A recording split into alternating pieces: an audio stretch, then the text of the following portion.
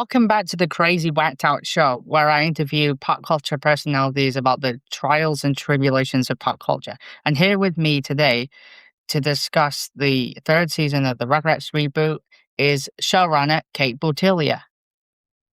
Hello. Thank you, Zach.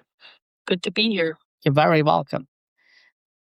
A lot of reboots over the past decade have been criticized for feeling more like brand management exercises than genuine creative projects, existing largely because studios recognize the value of familiar IP. This reboot, by contrast, feels more interested in reinterpreting the material for contemporary kids while still respecting what made the original special. What made you want to pursue that more ambitious path instead of taking the safer, more nostalgia focused approach that many reboots tend to rely on? Well, I think you said it perfectly. We wanted kids up to 20 years or 25 years later to modern kids to relate to Rugrats, but maintain everything that is timeless about Rugrats. And, you know, really just to include more. More of what's reflected in the more Susie Carmichael, more some new kids, some kids with different kind of parents, that sort of thing.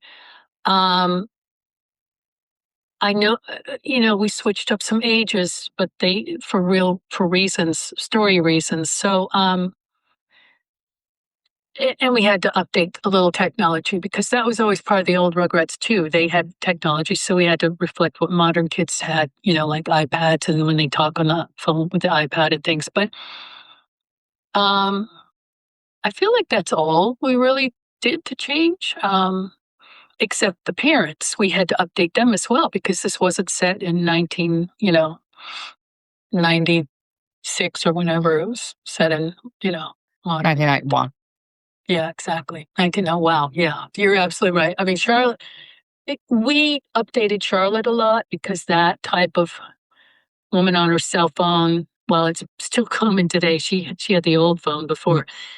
Uh, By a backstory, I mean the reason why she's so bossy. yeah, with her mom and everything. Yeah, I think we had an opportunity with these great actors to just fill in the blanks a little. Grandpa Lou, we gave him a slightly different background based on the age he would be now and what he's been through. So he was more of the musician and um but he still had the same backstory that his wife had passed away and we wanted to give him a new love interest. So that isn't that different from the old series. We just updated his character. A lot of people, there are people online who think that this is just like more Rugrats, but like there are people online who genuinely believe that this is just more Rugrats, but a worse version. And I'm like, no, this reboot actually has reasons to exist, since unlike a lot of other reboots out there that are just made for the sake of nostalgia baiting, this reboot is made with actual love and care. You know, uh, I feel like there's a little of both. The original Rugrats handled Chucky's, of course, not having a mom. Of course, the famous I Remember Melville, where they handled death with the death of the bug. Um, I'm trying to think. There was, of course, getting a new sister with Kimi, but so we just didn't want to repeat those exactly, and we wanted to add to them, as you said. So we wanted to add to um, some of the other stories we tackled. Um, as you mentioned, I'm drawing the blank right now on our new things we did. I'm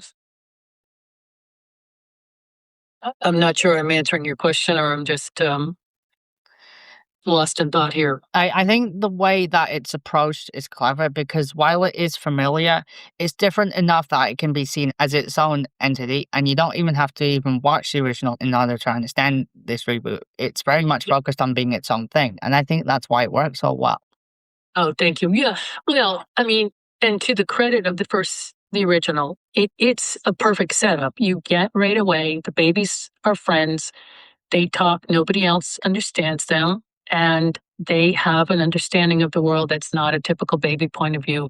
And that was always why kids like them, because kids see themselves as they would see Tommy and Chucky, and the kids would be older, but they would say, oh, I'm just like them, and I like the friendship. We really focused on the friendship angle, which they always did, but maybe we did a little more. Um, we tried to create conflicts between the friends, between Phil and Lil at times, between Chucky and Tommy, of course, Susie and Angelica. And we tried to round out Angelica so she wasn't just bad to be bad. She, she schemed and then she'd feel bad or she'd still get in trouble. But before it was a little like, I don't know, you never saw her side of things, I feel like sometimes. And I just really wanted to broaden her a little bit. I think you did a really good job of that. And I did notice that for the most part, it feels like while the main character is Tommy, a lot of the stories are mostly focused on Angelica, and she gets the most character development in the entire show. I mean, I'm not saying that the other characters didn't get development, but Angelica pretty much feels like the center. Well, I think I felt like she needed a little from the original series. We needed a little bit of a redemption for all the bad stuff, but to still keep her bad and mischievous. That's why people love her. Tommy, if you look at the episodes, actually, Tommy's in every single episode. Angelica's not in every episode. Yeah, no, I know she isn't, but yeah, Chucky's in almost every. Phil and Lil almost every, and um, Tommy. Have you seen the finale yet? no, because it hasn't aired yet. Good, yeah. Yeah, you'll see. I feel like I tried to pay tribute to um, the original movie, the original Rugrats movie in some ways, as well as Rugrats in Paris in some ways. Well, we'll have to discuss it after you see it. I'm curious to see what you think. But I wanted to sort of tie everyone up. Not that we thought it was the end of the show forever. We were hoping it just opened a door for new stories. But at the same time, just in case, we wanted to tie it up a little bit. I do. One thing I do appreciate about the reboot is, while Angelica's always has been a favorite character of mine, I feel like in the later seasons, she mostly most of the jokes mainly centered around her seeming off key or getting overshadowed by Susie. While she's softened, I feel like it's more utilized in the reboot. Mm, that's a good point. Yeah, I think she um well, there's so much to Angelica that I could talk about her all day. I mean, I wanted to deepen her relationship with her grandpa, so she's not just manipulating him. That he I've really, We're gonna get, and I mean, like, I've I've got a question about that in a bit. okay, great. All right, I'm gonna wait for your questions. When audiences first saw clips of Kimmy in preschool, many people assumed that she would essentially fill the same role that Susie occupied in the original series, but this season has revealed a much more vulnerable side to her. In some situations, she's even more susceptible to manipulation from Angelica, and we see her struggling within emotional fragility in ways we never really saw from either version of Susie. What was the thought process behind giving Kimmy more pronounced flaws and vulnerabilities compared to how she was portrayed in the original show? Well, the thought process was if we switch the ages of Susie and Kimmy, so Susie is involved in more episodes, and you know my reasoning there. So she no longer can be verbal to adults, so she doesn't reveal anything going on. She's not able to tell them if Angelica's, doing something to them. So to me, that was the first change. So Susie became part of the core group and was really strong and had all kinds of great episodes that I don't think she would have had otherwise, while still standing up for herself to Angelica.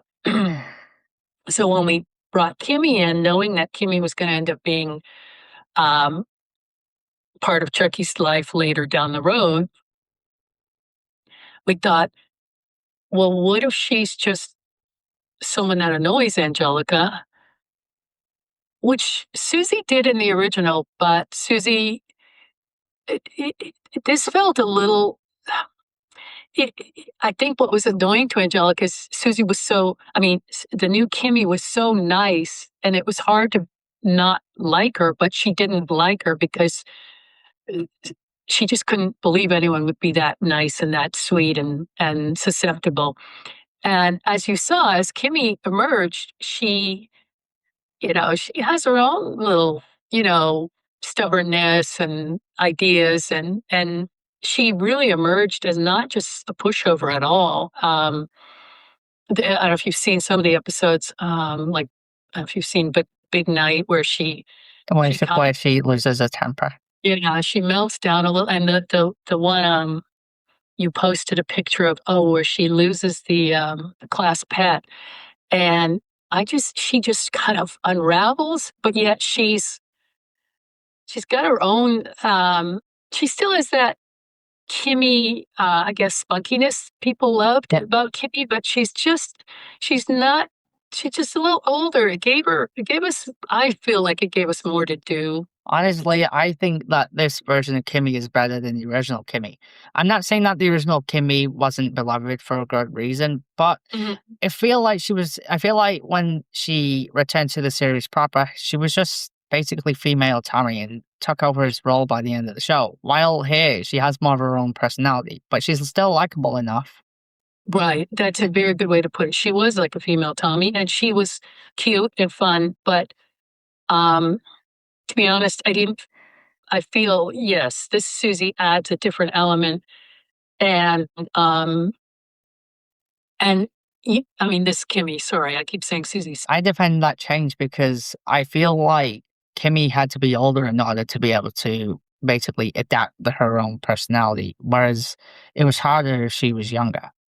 It was harder. It was really harder, and but, you know, I have to admit that by the time Kimmy came along, when we added her, she looked great and she was cute, and a lot of people love her, and she's a great character, but I really feel this character just takes her a step further. So, yeah. I agree. People do wrongly assume that she's basically like how Susie was in the original, and I'm like, no, Susie is like how Susie is in the original. Kimmy's completely different.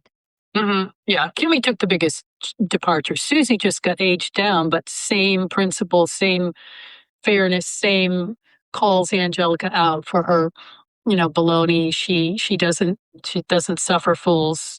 She's uh, Susie, and even Susie didn't have to even alter her voice. It's same.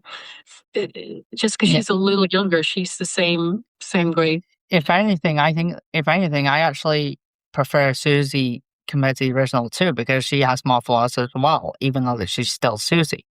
Right. And that's a very good point. She has more flaws because she's a little younger. So we thought, she can't be perfect all the time, and this will give her more to do, and that's why we did it. And I think it gave Cree Summer a lot of opportunity to have shows where she could have a little more range, and because she's so great at it. And I remember that people were saying that the change was racist and disrespectful, and I'm like, if it was, then Cree wouldn't have dared to agree to return to voicing her. very true. I think that was just an initial reaction, as if we were going to, if any, well, you know, uh, I think if you watch the episode, you see there's nothing. The Carmichael change was a little overall because the previous Carmichaels, while very beloved and of the era, we just wanted again to make that family in line with our other families as far as their age, so they could be part of the friend group. We didn't want the other kids because we wanted to they were new parents with Susie, just like our other parents. So the Randy and Lucy character changed quite significantly, but no one seemed to mind, and we got great mileage out of those characters. I think Randy was It particularly Lucy too. They're voiced by amazing actors, and they just contributed so much new energy to the adult group. what I find pretty interesting is that Boris Minka basically took had the biggest change of all, but I barely saw anybody complain about that compared to the others.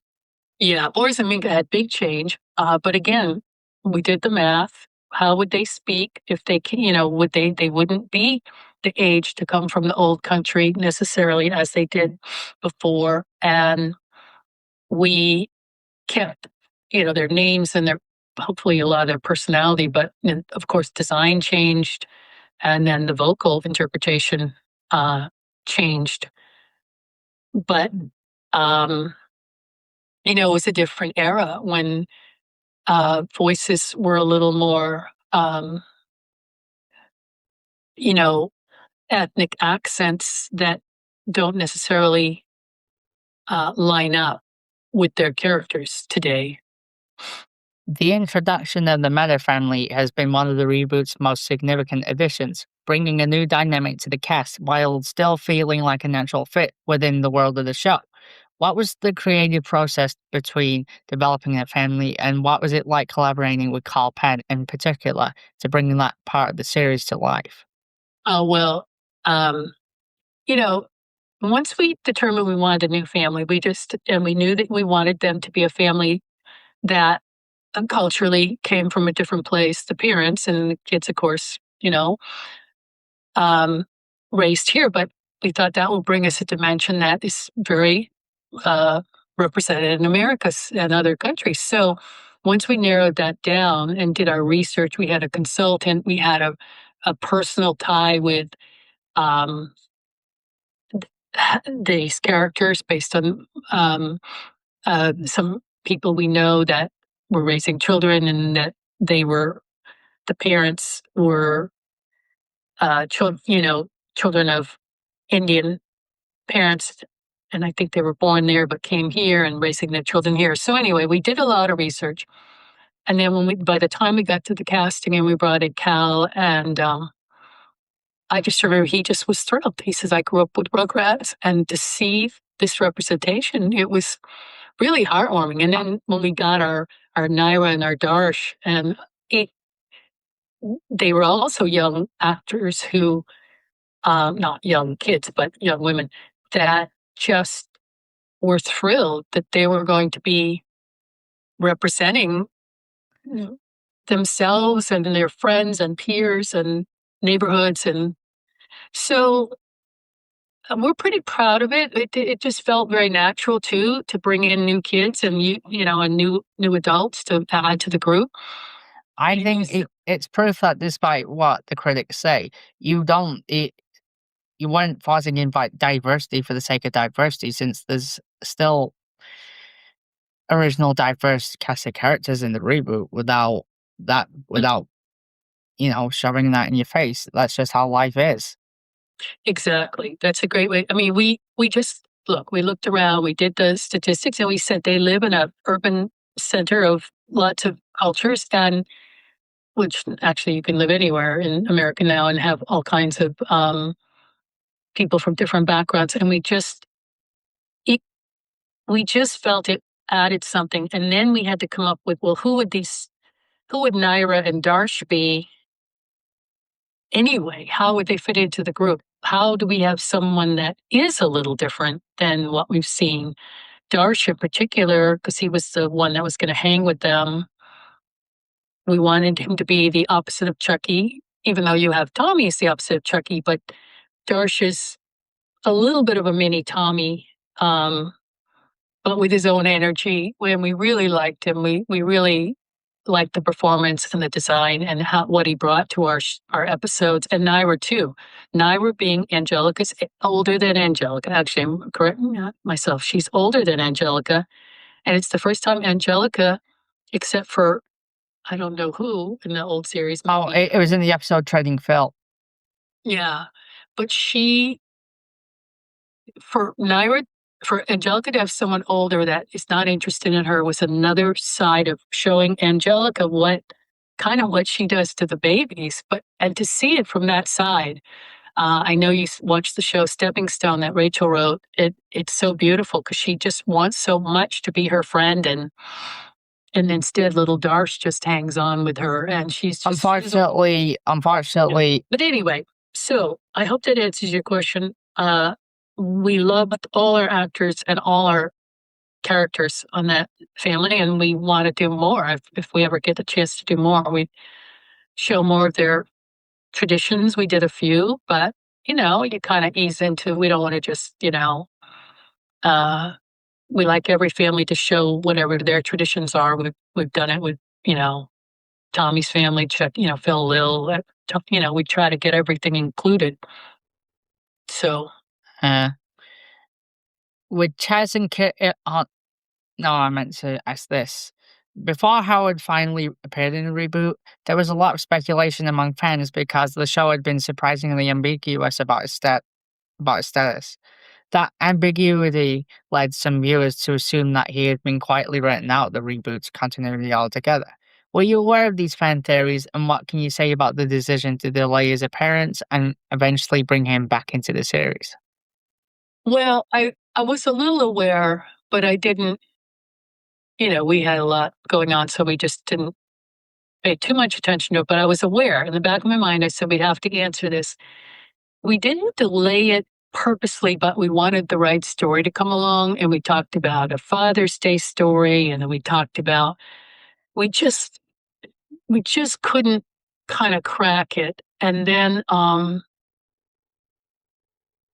we so when we decided to do this fantasy element to it, it made the most sense that they didn't they thought they went on a quest to meet their Howard, and in typical Rugrat way, they were satisfied by their answers from the alien Howard. So when they met real Howard, what I think was nice is the kids were like, they're happy with their adventure. They know their Howard is out there and they'll see him again someday.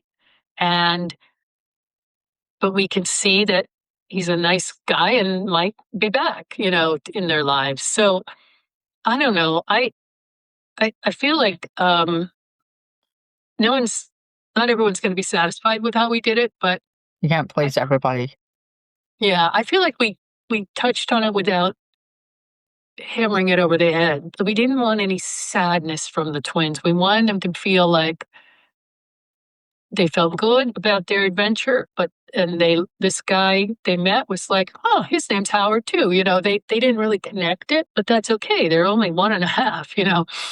So I think that yeah. there were people that say, "Oh, they changed Betty into lesbian for diversity points," or they wanted, or they were faux political activists, and I don't think that you were coming from that place. I don't think that you or the other writers think that way. I know that there were a lot of characters that had their sexualities and races changed for Mhm. the sake of diversity points, but I don't think you guys think that way.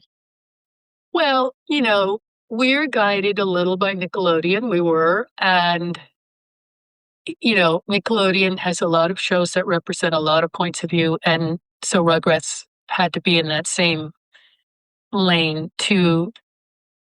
And if it hadn't been a easy fit, we wouldn't have done it. But because it nothing, it felt like an easy fit to have some, gay characters or other race or ethnicity, because it just was the world. And we want to just, from the Rugrats point of view, this is just the world they live in. So I hope we didn't, I don't It's that yeah. It's that these critics say that, well, is that they feel offended because they thought it was coming from a place of stereotyping, and I don't think that you think that way because I think what we decided to do is see the progress of the relationship with Chaz and Kira, which, as you know, started happening from season 2 onward.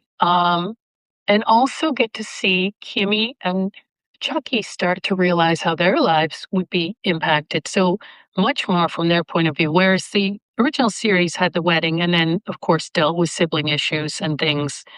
Um, I think I was off the series after because I was on to Thornberry's movie, but after Rugrats in Paris. But I know Kimi was part of the.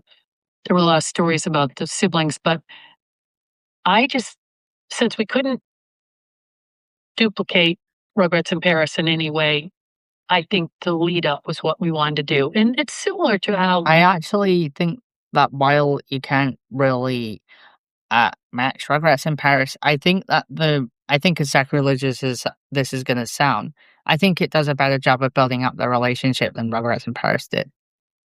Well, thank you. I think it, the Kira Chess thing was a little, you know, surprising, and Rugrats embarrassed that it came out there, but it's okay. It was, it was a movie after all. It had a lot of big things going on, but um, we really liked our Kira. We really liked getting to know her and Chaz, seeing that side of him, and also seeing the families. Have you seen New Year on Ice yet? Yeah, I have seen it. So that was one we really wanted to deal with the melding of the households and how their traditions would change. I was really proud of that one too because we really focused on Kimmy being very strong about her opinion and Chucky too. So it was fun. It was a lot of fun to bring back Reptar on Ice. Um, So, yeah, I think we handled it the same way when Dee Dee was pregnant with Dill. We wanted more. We never got pregnancy stories before because the first movie just had her. I also think that the reboot does a better job of building up Dill's appearance rather than, like, Yeah, just announcing it. yeah.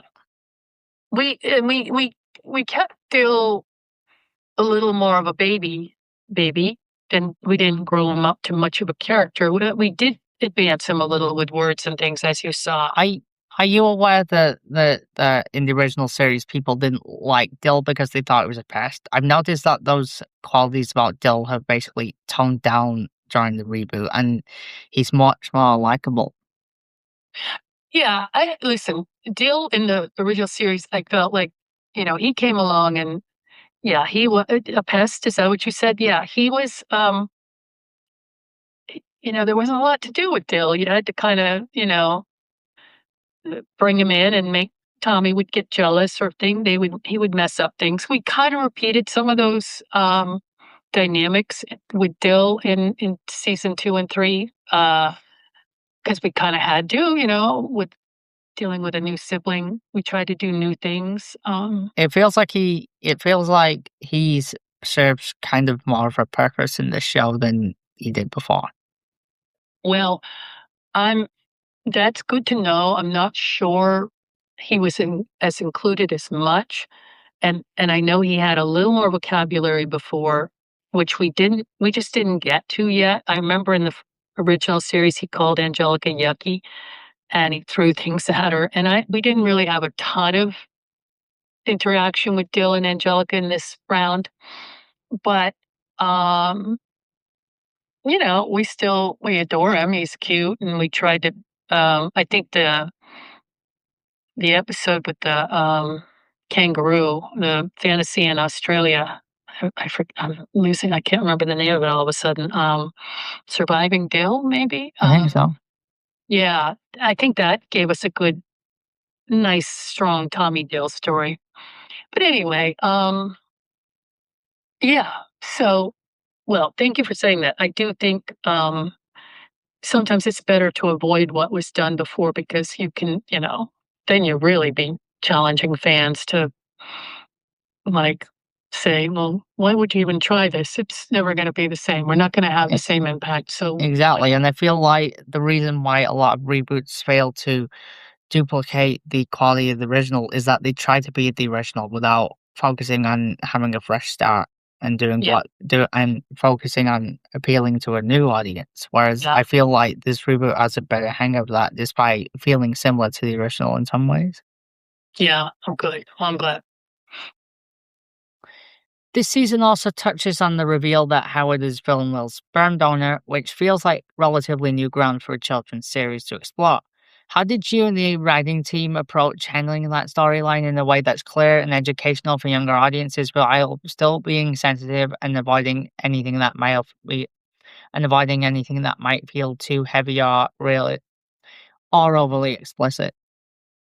Well, we had 2 consultants and giving their impact and, their experiences. We, did some research. We just talked about it a lot, what would make everyone comfortable, and, it went through, not a lot of changes once we settled on this was it.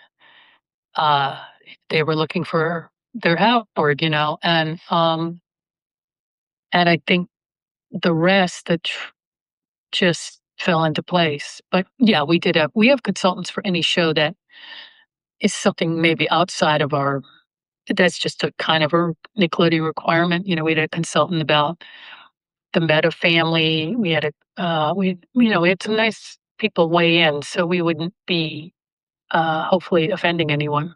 And they talk to us first, and then they read the script, give thoughts, and then we just go from there. But I know that people on my had problems with him being the sperm donor on the comments on my Instagram video, but I actually think that it's a pretty progressive story for a kids show, especially since that's barely touched upon.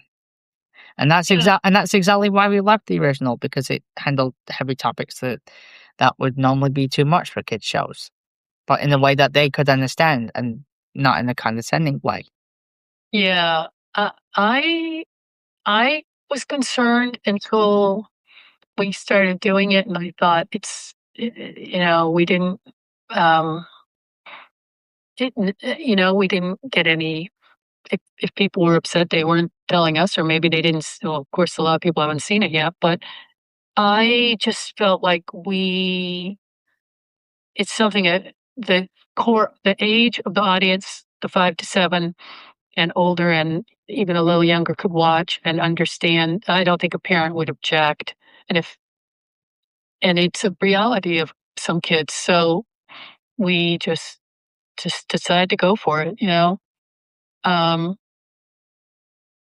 but yeah, I'd like to think it, you know, um, affected some people who might have that reality or are part of that, and in a good way. Exactly, and I think that it will it will have touched the lives of many kids out there. I hope so. I hope so. Thank you. I hope so. Uh, But it was also super fun to just pull in the alien stuff that we already had established that Randy and Chaz and Stu all cared about. So we had that dynamic, and then we had the desert trip, and it just kind of worked out in a way that I thought could be entertaining on its own, whether you kind of understood what they were going for or not. And Angelica was not mean. She just told something she knew. She didn't really cause a problem. She set them on their journey with her knowledge it that was a she learned. catalyst of the plot. Yeah, exactly. So that seemed a good use for her there. Should Yeah. we expect to see other legacy characters return? Well, a couple that um I'm trying to think who I later felt like we haven't seen. Aunt Miriam was a character from the original. I think she's Lou's sister. Is that correct? Yeah. Um, Not Lou, but yeah, I think so. Andrea Martin voiced her in the original, and I would have brought her. Gosh, who else would we? I feel like we got most of them. Or is there any you can think of that we didn't bring back? The McNulty brothers, we didn't bring them back. Yeah, that. They might be fun. Hmm. I mean, I really don't. Oh well, as you know, we brought back two of Susie Carmichael's original siblings as her cousins. So we How come you didn't bring back Alyssa? it just we had Gabby as a teenage girl, Betty's niece, who's a new character.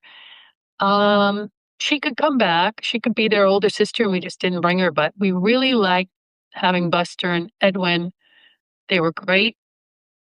We liked how they came out. They were really funny, and I could see maybe bringing them back again. But there we had that language barrier thing that Susie could no longer talk to them because they'd outgrown talking to kids, and that was kind of a thing that was never addressed, obviously, in the first series. It was kind of like ambiguous because at first it appeared that the babies had talked while the adults left the room, while later on it had been implied that they couldn't understand the babies. Mhm. Yeah, well, the the whole Rugrat thing is, in this reboot, we didn't show it as often as we did in the original series, which was you would have the adults look over and the babies would be babbling, and that's what the adults heard. And I guess we figured people get it that babies aren't really talking to, so we'd occasionally show them babbling to the parents or the parents, the point of view of the parents, but we pretty much just went with it that the babies are talking, but no one's talking back to them. Yeah. Is it danger? I used to think it was a Toy Story situation when I was a kid, but when I started rewatching it as a teenager, I realized that's not the Mhm. case. Yeah, yes, that's a great way to put it. Yeah. It's but and Angelica is the one who can go back and forth because she's still, and that was always the way. She and Susie could understand the babies, but no one over 4, I guess, could. So, anyway, that's Whose decision was it to go 3D? that that predates me, my coming on the series. That was already decided by the studio, and I think I've talked to you about this before. The idea was that most kids are so used to um, 3D. That's their films, that's their series, that they prefer it. And, um, you know, whether they would have liked the 2D, we never got to find out because that's what the studio wanted. And A lot of people say, hey, ask why go 3D, and I keep trying to tell them that it wasn't your decision, it was Nickelodeon's. it was Nickelodeon's decision. I don't think it would have changed anything about the series in terms of, you still would have had people say, well, but you've changed characters, you've done this. I became a convert to 3D once I realized how much of their world you could see, how much detail, how much more the baby's point of view would go under the table and all that stuff. I've talked about this before. So I had no problem with the 3D. It took a great art director and Dave Pressler to come and say, here's the original design in 2D. How can we make them look real and not, um, you know, To your look. credit, to your credit, when I first heard that rumblings that the reboot would be 3D, I was horrified. And when I saw the designs, I realized, oh, they don't look so bad. They surprisingly look pretty good. Yeah, well, he worked very diligently on keeping the kind of lumpy lines, and of course, the color palette was the same, and we tried to keep all that. The music was the same composer. Look, I am not going to stand here and say one is better than the other. I get that the original had a great look and unique, but that wasn't my decision. So we just went with it. My point of view was coming at it from the stories and the cast, and I, I, I don't feel. I just feel like the 3D did afford us a little more detail that might be more fun for a kid to see, but I'm not sure. Maybe not. I I think that There is actually a question I want to ask related to this. Since Rugrats was always known for its rough, surreal, almost wobbly, hand-drawn look in the original series, was this shift in the reboot CGI intentional? Was the burden/Celic edge a deliberate choice to preserve that offbeat identity and give the reboot its own distinct stylistic voice rather than smoothing it into something more conventional? I'm not sure I understand the question. Was the idea not to I don't think it was meant to smooth. No, I meant like, in other words, was the reboot look meant to mimic a stop motion look like Tim Burton, Henry Selick? No, it was meant to mimic a more of a Pixar look. Oh, It was just meant to look what most kids movies have become, which is CGI. What w- has been done so well, and the animation has come so far, and the detail, and it really was meant for that because the idea was that that's what kids want to see. Now, again, there are 2D shows there were at the time, and Nick that were going on when we started, like Loud House, and I'm sure there's a bunch I'm forgetting, but that was the decision, and you know, we went with it. But I don't think it changed it. I don't think, as I said, the people who didn't love the reboot or like it, I don't think I don't I don't think keeping the animation style would have made them happy either, probably because the storytelling, the writing. I've got a controversial opinion to say. I think it's better that it looked that way than have it be puppet rigged, because I think having it be puppet rigged would take a lot of the charm out of the art style. So at least Yeah, this is at least something palatable. yeah, for sure. Yeah, no, it was not. I don't think that was ever a consideration, that stop motion or a. But anyway, I thought the animation was beautiful, and I spent a lot of time. There's some really great looking sequences in it, like rescuing Cynthia. Hmm. Yeah, I think I think one thing it changed is our fantasies got really beautifully fleshed out and designed. And every year we, submit for awards, and we would look at our fantasies and how there was the one about in the ancient world in season one, where Angelica goes back with Cynthia in the it looked like I can't remember the name of it now. But we had some great fantasies, so I don't. I think it helped us there. In fact, one of the mandates when we started was do a lot of fantasies. So great, we had a chance to. I mean, look at we did in Perm. We did we're in ancient Persia, so all beautifully designed. Much of them feel very cinematic. Yeah, that was our hope was, kids are more sophisticated. I mean, we know that. Kids are more sophisticated. The humor has to be more sophisticated. We have to be current. Kids are I think that's the main key to the show's success, because while it does preserve the integrity of the original, it's written in a way that can appeal to today's kids. While if you go back to the old format, that's just pandering to nostalgia and doesn't really do anything new. It's just more Rugrats. right. Well, again, you can't make everyone happy, but we did, we chose to just try to do as much that would be interesting to modern kids. Yeah, and So I think you did a good job of marrying the nostalgia with the new. thank you. You're Thank you. you're welcome. And well, here's another question. Did you here's some fan questions. Did you ever consider dealing with the concept of an adopted baby? How they would deal with it from their own perspective? Um, you know what? We did actually. And we talked about it and we sort of ran out of time. Um, and I don't know if we'll ever get to do it, but yes, we did. We did talk about it.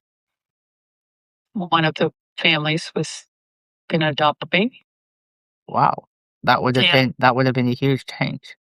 Yeah. Yeah. And again, we you know, I always at first get nervous, like adding more Rugrats. As a writer, you're like, oh, but everyone has to have a story and a line and a point of view. But what we learned is not every episode has to have all the Rugrats in it, but It also it you can becomes still have more of a pressing task. yeah, it does. But adding the new ones also brings a new perspective, like Darsh and Naira, like Kimmy. So it, it opens it up, and you're still always going to have, as I said, Tommy front and center, Angelica most of the time. So yeah, I would welcome more kids. We talked about another sibling, another new baby, but maybe we'll get to. I don't know. I bet you can guess who we'd give a baby sibling to. Oh, Angelica. No. Hmm. Susie. Yes, that was my thought. Because she's been in this original a little sister, but how interesting to see her as a big sister, or yeah, Oh big yeah, sister. that would be an interesting dynamic for sure. Yeah. What story did you like the most, and which one did you like the least? Are we talking season 3? I mean, in general, the reboot. Well, I'm going to stick with season 3 if I can remember them all. Well, honestly, I like our specials because we get to do things that, like you mentioned, rescuing Cynthia. I like New Year on Ice because, first of all, it's a musical. It's super fun to write. Desert Trip was fun. The finale, I'm excited for you to see. Our last, uh, the finale of season 2, what was that one? The golf one where Chucky they Come meet. Home. Yeah, that one was really special. But I have smaller ones that are just really favorites of the crew. Or I'll tell you one I liked of this recent series What? was Wild Ball, where Cynthia does Oh, Cynthia. I like that one. Thank you. It was a real crew favorite Were you because, doing a Megan reference in that episode? well, I'm not familiar with Megan. I mean, I know it's a movie out there, but the reason it's normally a fantasy, as you see them go into a world and they have costumes and they're in their heads in a fantasy. But we wanted to do a fantasy where you're not kind of sure, and it's clearly a fantasy because this doll has gone berserk, but they're just in a regular environment, but, like, of course, no adults around, and with heightened, like, sound effects, like, but when Cynthia climbs up and is, like, on the keyboard and her head turns around, it's scary. It was really we had such It's fun. nothing. It's nothing I don't think you'd see a sequence like that in the later seasons of the original because they're a lot. Yeah, You know. yeah, it's a very Does that without sounding disrespectful, because like no disrespect to anyone, was this a result of Arlene not being involved with the reboot? no, because my memory of the original series is the creators were pretty much, Paul Germain had moved on by the time I came, and by the time Dill was born, and Arlene and Gabor had also other things going on. So I no, there wasn't any like our hands are tied here. It was just you had um, myself and Rachel familiar with the old series, and then we had new writers who grew up on the series, and then we had a few other veteran writers from the original series, at least 3 or 4. And so you had this mix of people who saw it the way a kid grew up on it and people who wrote it. And it just, to me, it was a good mix. And we had some sort of new, well, they were familiar with the Rugrats, but they might not necessarily have watched it before. Um, but we were pretty free. Yeah, we were free to do almost anything we wanted. I mean, we didn't really we'd come up with an idea and they would let us run with it. I'm trying to think of other favorites. Um, well, I have you seen Flower Girl? Yeah, I just watched that today. Yeah.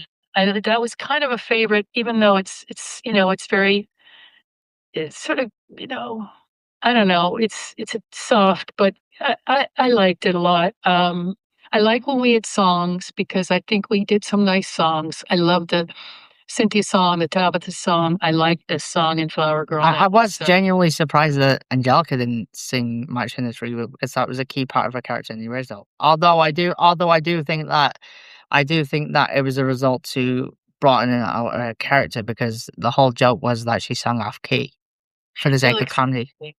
yeah, and I just felt like I don't know. We've seen that maybe we didn't really have any. We of course we had EG got to sing a song in. Oh, she sang. She played, as you probably know. What was the one where they go in the basement and see all the Angelica dolls? Oh, yes, because E.G. Daly played, Begley's Begley's grandma. grandma. That's right, and so she came and sang a song. That was E.G. singing that song, and that was an homage to It, her. it would be interesting. It would have been interesting to see her and Tommy interact. Yeah, yeah, they didn't, but yeah, so we tried to throw a few little, fun things like that with people singing songs, and now that you're mentioning it, but, yeah, the musicals are always fun. We had some good, um, but there's none that I'm not gonna say any I disliked. There's a few that I felt maybe weren't You as mean like filler episodes? yeah, they weren't as ambitious maybe or as they didn't take off in a way that I hoped, but, you don't Oh yeah, not every episode can be a winner. well, we tried. I mean, there were a lot, but there are a few that I don't wanna name, but not my favorites, but the thing is even though I say I love Angelica best, when we get a strong Tommy or Chucky or Phil Lil or Susie story, I get really excited to do like with Phil and Lil, for example, the sleepover.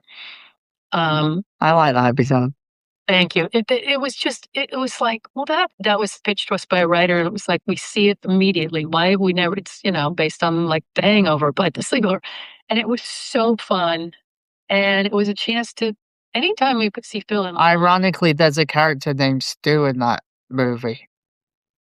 Oh, I didn't know that. I didn't realize that. But yeah, so we had some fun with some new, but each character, I feel like we tried hard to give them a special episode or two that showed a different side of them. Phil, is separate from Lil. Mission to the Middle was the one your name is featured in Yeah, one of my is it true that my name is included in another episode? uh if I told you it was, it probably is. I think we mentioned maybe it was oh, maybe we talked about a Zach Lane production as I'm sorry, I don't remember, but if I told you we did, we probably did. But that was a show that really, we're proud of because again, it dealt with, um, Eddie having a relationship, but also Phil feeling, a little Neglected, and I don't think that was a dimension of him explored in the original so much. yeah. We had a couple where Phil was feeling edged out by Lil. The Wedding Smashers one where he felt like he didn't get to do the fun stuff, and then we also had Lil had a few shows that she kind of, had her own story, so I was proud of those. I was proud of Susie's many stories. Uh, I can't remember them all, but, um and we're proud we did a Jewish holiday special that hadn't been done, which was Purim. That I was remember that Raimi Musquiz saying that he had hoped that you would have done a that the reboot would have done a Purim special, and uh it turns out that you did. Yeah, we did.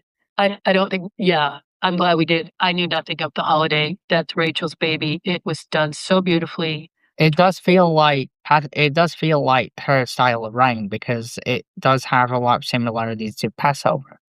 Yeah, yeah, no, it was beautifully, again, researched down t and the sets were researched, the characters. We had a great we had the great Henry Winkler as Boris, I mean, and Susie Kurtz as Minka. I mean, I really don't I Unfortunately, it says this meeting will end in 10 minutes again, so okay. Well, how much longer do you think we're gonna talk? not too long. I Okay. just it a few more quick questions. Okay, great. Who was that at the end of Castle Guy? Was Castle Guy manifested as an imaginary friend of Chucky's, or was it a form of Melinda that's now existing within Chucky and Chaz's new home? Oh, that's a very interesting. You know what? And that was a I wasn't sure if we should include that, but we liked it. I felt like Castle Guy was now with Chucky in his new home, meaning he's there as a imaginary friend kind of thing. I didn't think of it as Melinda, no. I thought it was just sort of, um, he just came with him, is what I mean. He's just with him still. It's a part of him, if that makes sense. Oh yeah. What would you do if you had to make a reboot of All Grown Up in the 2020s or Oh, 2030s? wow. You know what? It's been a while since I've seen that show. It would be really fun. I guess the problem wha so I wonder if the reboot of All Grown Up would be based on the reboot of Rugrats, which would be I think it would I could wrap my head around that pretty well.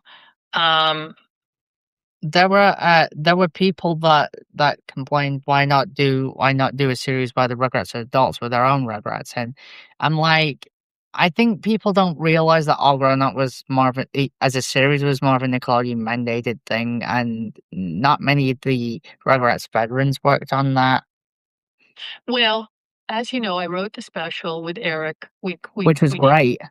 thank you, and then it became a series. I wasn't involved. I because I was off at then, but it was, I think it was just a matter of, let's see what we can do as teens. I think it was popular. I didn't really I think people liked it. It was fun, but I as far as the reboot showing Tommy, our Rugrats grown up with babies of their own, I don't think that would have It kind of defeats the purpose of the show, and it just becomes another show.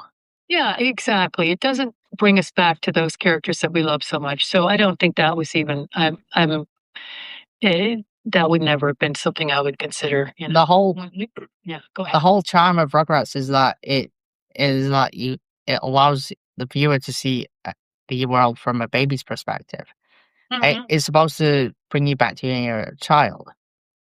Right, and why go away from these solid characters that were created by, Paul, Arlene, and Gabor as far as Tommy, Chucky, Fiddle, Lil Susie, Angelica. There was no reason. It was fine to add new characters, but to mess with those, I mean, we may have changed their ages or things, but their core personalities, we didn't really change. They're great characters, so there's no reason to change them. Like, you notice Chucky didn't become less scared, Tommy didn't become less brave, Angelica didn't become less of a Mm, brat, she just mhm, had different sides to her, so we didn't change any of that. exactly. When the show wrapped production, was it hard to say goodbye to these characters again? Very, very hard. Harder than the first time around because I think It technically it was the second time around yeah, since you came on during the second run. right. It was very hard. It was I felt like also not knowing when the show would air and when people would see, and that's why I was so excited to see your post that people are seeing it. Some of these episodes, it's very hard to not see some of these later episodes that I feel like people did good work. It isn't about I don't it's not me. It's I had new writers on some shows that didn't get to see it. I had some new actors, and all the Mehta family. I really wanted them to get their due, and we had these great Broadway stars singing and Rip Torn Ice, including Megan Hilty, who's nominated for a Tony. Um, it just made me sad, you know. It the You really got it done dirty with that. And well, me and a couple of other friends have been preserving these episodes so that the general public gets to see them. Good, yeah. I mean, I have faith that someday American audiences will see the run of the series, and I They don't know where, how, they but probably will because maybe unexpectedly since maybe this is the 35th anniversary.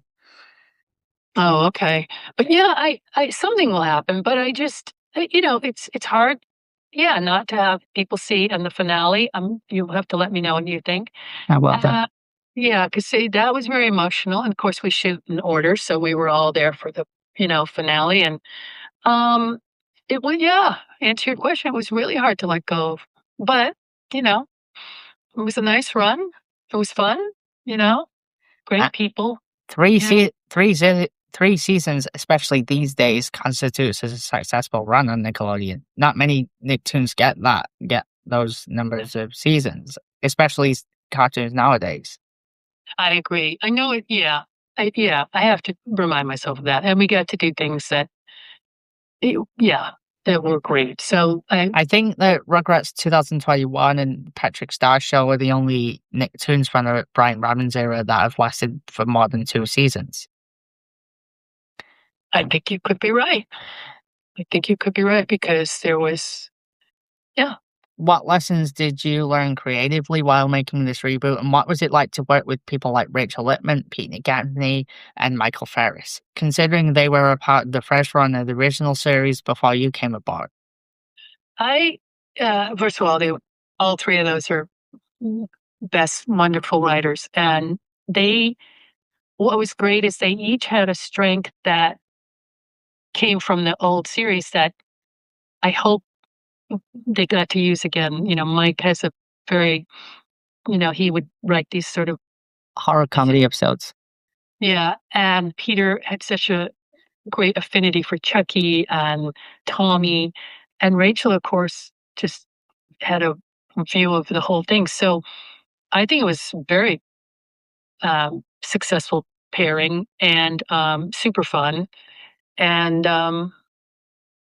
yeah, we all wish we could do more. I mean, I think we all agreed it was just a real delight to revisit Rugrats in a kind of new way too. Yeah. I just think that, unfortunately, it's a shame that the internet reacted the way they did because they don't realize the genuine brilliance of the show if they actually watch it. Well, I thank you, Zach, so much. I like to think we did stuff that was, a little maybe edgier or deeper or, nothing to take away from the original. When you look at it, it's so brilliant, especially for its time. But we did stuff too that I don't know. I thought was pretty special. I Have you seen think I think that a modernization of this show was pretty much needed because if it had been put on the shelf for too long, it could have been lost to time. And while the original series, while it was good for its time, as you said, I don't think that would resonate with kids as much as the new one does because when the original series was on Netflix briefly in 2023, it didn't even crack the top 10, while the reboot cracked the top 10 when it was on Paramount Plus. Right, and it did very well on this channel too when it was allowed. I know we're gonna run out of time, Zach. So Oh, I don't. I've got at least two more questions. Okay. The series was quite popular with Gen Alpha kids during its run, but it was abruptly cancelled alongside Big Nate amid Paramount's financial losses tied to content spending and acquisition deals. This situation notably led to its removal from Paramount Plus, with the remainder of season 2 relegated to Nicktoons, DVD, and digital platforms. Season 3 ultimately aired on Nickelodeon's global networks this year, according to a friend. And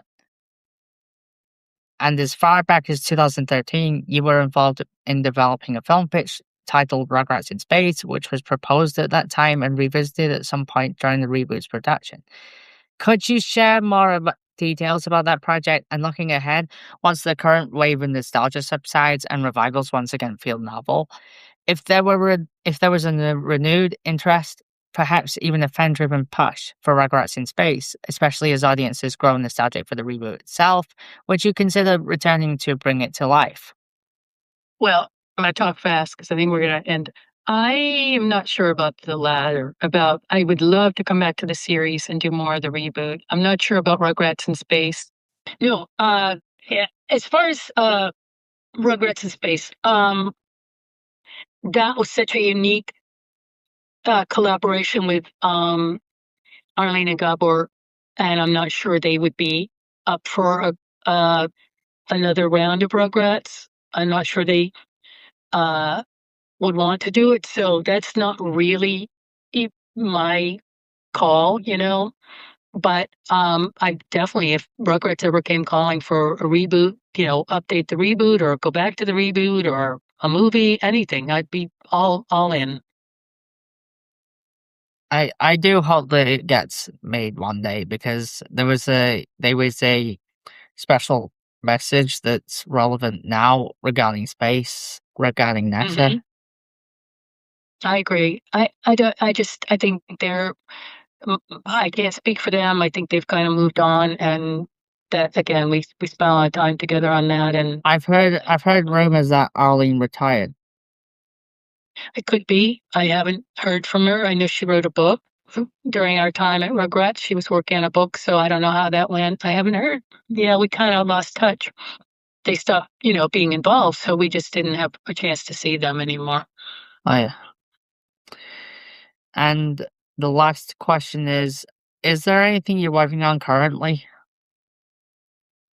Well, as I kind of hinted in my Eric and I are revisiting some of our old properties because we have a lot that we worked on for many years post Rugrats. Like And the Mr. Men show? no, Mr. Men is out of our hands as well. That's in the that got bought by Sanrio, and so that we don't. They bought the rights to the book, so anything they develop is different than the series we did. But no, these are some original ideas that we're revisiting, and then I have some of my own stuff that hopefully I can share with you at some point. So yeah, I'll keep working. Uh, Nothing for Nickelodeon right now because nothing that I know of is happening. But have you heard of Glitch Productions? no, Glitch Productions is an independent animation studio that, well, you can pitch your own ideas to Glitch, mm. and you can make a pilot for them through YouTube, and if successful enough, they develop it into a show.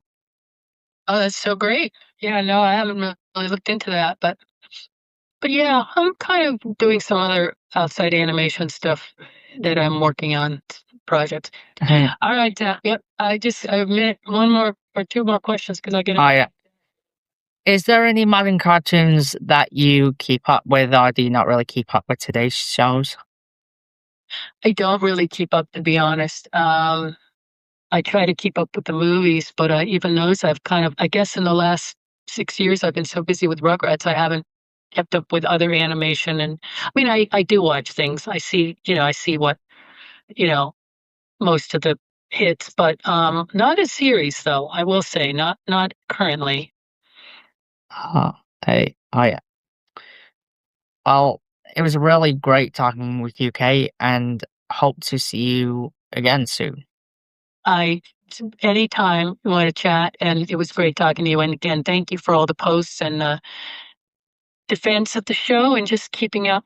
So, and let me know, just to drop me a note, what you think of the finale. I'm very curious. Absolutely. I'll forward that to you once I've watched it.